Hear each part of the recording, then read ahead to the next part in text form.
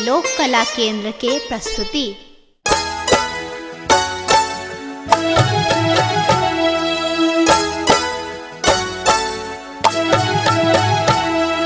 एखन अहाँ सुनि रहल छी लोक कला केंद्र के प्रस्तुति।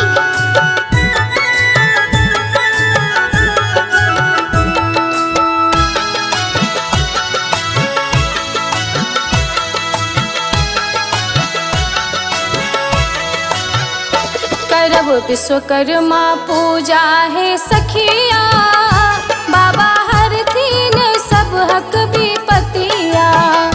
करब विश्वकर्मा पूजा है सखिया, बाबा हरथिन सब हक विपतिया। करब विश्वकर्मा पूजा है सखिया, बाबा हरथिन सब हक विपतिया।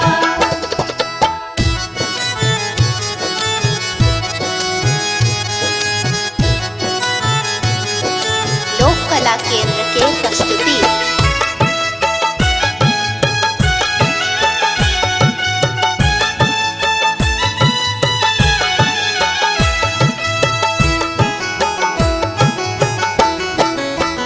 स्वर्ग रचना जे केलन द्वारिका जे सजौलन।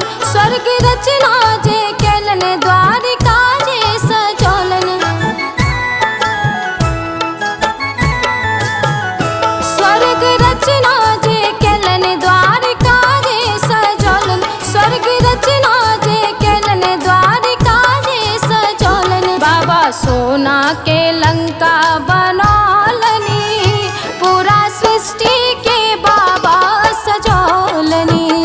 करब विश्वकर्मा पूजा है सखिया, बाबा हरथिन सब हक विपतिया।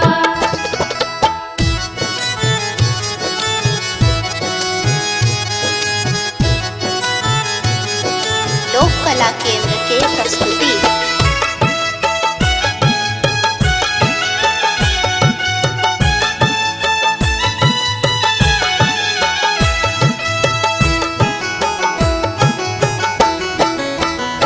वज्र इंद्र के दिलन, शंख विष्णु के दिलन।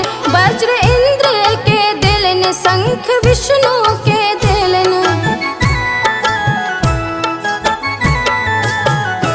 वज्र इंद्र के दिलन, शंख विष्णु के दिलन। वज्र इंद्र के दिलन, शंख विष्णु के दिलन। गदा हनुमत के बाबा बनौलनी, बाबा सब हक मनोरथ पुरौलनी। करब विश्वकर्मा पूजा है सखिया, बाबा हरथिन सब हक विपतिया। करब विश्वकर्मा पूजा है सखिया, बाबा हरथिन सब हक विपतिया। करब विश्वकर्मा